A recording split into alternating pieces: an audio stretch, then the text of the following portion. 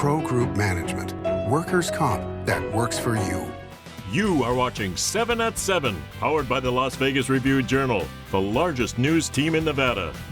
Your electric bill might be going up again from Nevada Energy. We'll tell you why. Thank you so much for tuning in on 7 at 7 this morning. I'm Cynthia Puga.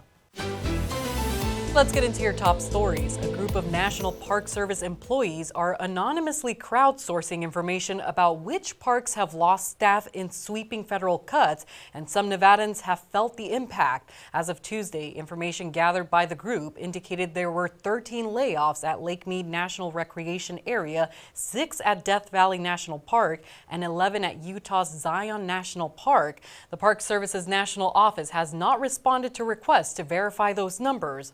Longtime Las Vegas resident Casey Bourne got the call on Valentine's Day informing her she would be fired. She told the Review-Journal she was 6 months into what she considered her dream job. She described the situation as, quote, utter chaos. In a statement to the Review-Journal, a White House spokesperson said the layoffs are part of President Donald Trump's goal to make the government more efficient, calling it a task long overdue. 2 other employees from different agencies based in southern Nevada shared their stories as well. You can read more about it at lvrj.com.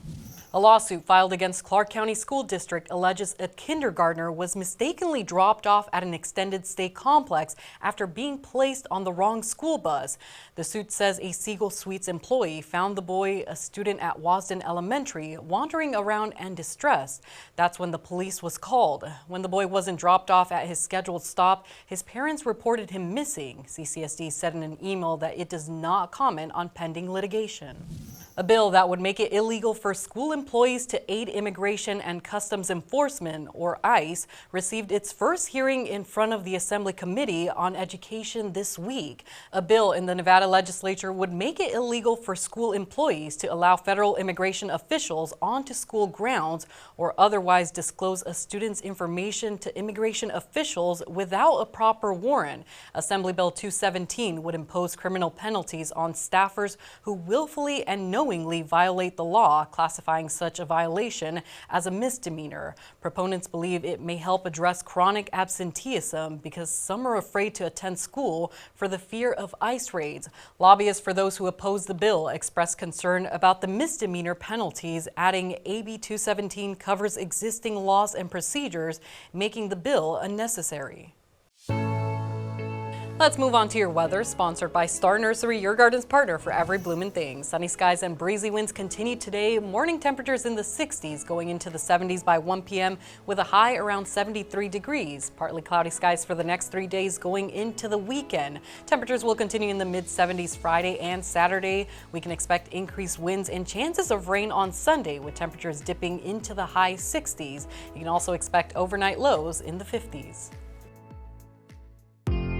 In your business news, brought to you by G-Bank, your best banking experience ever. Your NV Energy bill could be increasing by 9% in 2025. NV Energy filed a regulatory rate review with the Public Utilities Commission of Nevada to recover costs from investments made prior to last summer's record-breaking heat wave, which would increase their revenue by $215 million. Those investments include updating outdated technology and transmission infrastructure. Even with the 9% increase, NV Energy says Southern Nevada customers should be paying less for energy by the end of this year than they did in 2024. No rate increases or policies have taken effect yet, as the rate review must go through a public review process with the Public Utilities Commission. Now, if this is approved, the earliest the rate increases could take effect will be October 1st. Sony Pictures Entertainment and Warner Bros. Discovery say they're working together on the legislation that would aid a possible 31-acre studio campus in Summerlin. Assembly Bill 238 calls for $105 million in production film tax credits annually, with $80 million set aside for the proposed studios on land between South Town Center Drive and South Hualapai Way. The remaining amount would come in the form of non-transferable tax credits available for filming elsewhere in the state. Now for your sports update, brought to you by PT's Taverns. With over 65 locations, there's a PT's near you. Visit ptstaverns.com. 4 conference titles in a row. Dominic Lavoie here with your Lady Rebels update. Lindy Rock's Lady Rebels squad dominating Boise State by a score of 83-53 on Wednesday night. Now, after the 4 titles in a row, the job still isn't finished for her team.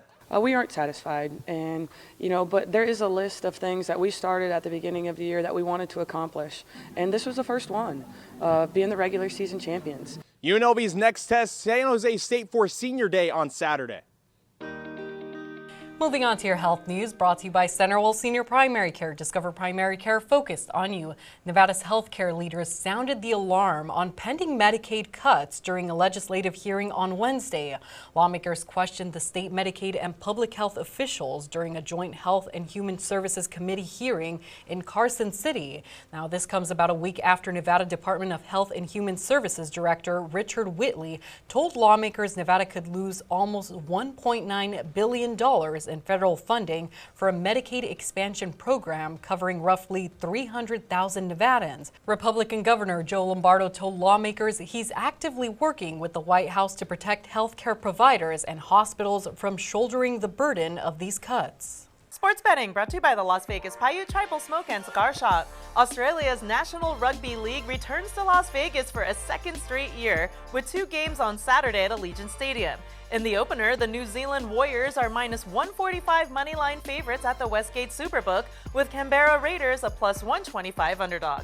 The total is 42.5. In the evening NRL matchup, the Penrith Panthers are -150 favorites on the moneyline, with Cronulla Sharks as +130 underdogs. The total is 39.5. Vegas Nation brought to you by Station Casinos, STN Sports. Download the app today. I'm Heidi Fang, and the Raiders have both Pete Carroll and John Spytek working together for the first time at the NFL Combine. Carroll spoke on how he's looking to build his relationship with his general manager. That's a marriage that we need to make successful, and to me, it's a high performance mentality. He's using the people that have experience and have wherewithal and have something to offer. That's not like some special way of thinking or something new that came to mind in this situation. That's just the way you compete. For more from the NFL Combine, check out vegasnation.com. In your 7 at 7 lifestyle news, sponsored by Palms Casino Resort, your Vegas to California connection. This one's for all the trivia lovers or those who are looking for a friendly competition. We have a list of places hosting live trivia that you can check out.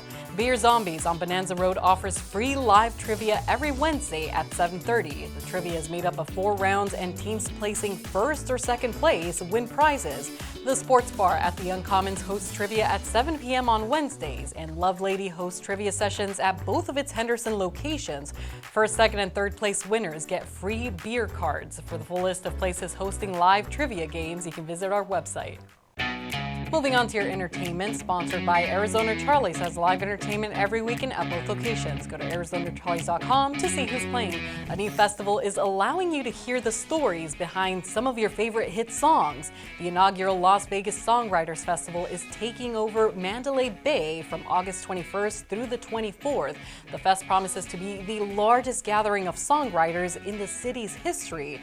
The festival will feature each writer blending live performances with storytelling, revealing the inspiration behind their work, and participating in select Q&A sessions. Tickets go on sale this Friday at AXS.com. Thanks for tuning in to 7 at 7. You can hit that subscribe button to get alerts when we post our breaking news and 7 at 7 newscast. Don't forget to tune in tonight for more 7 at 7. Review Journal Studio, sponsored by Knockvie Injury Law.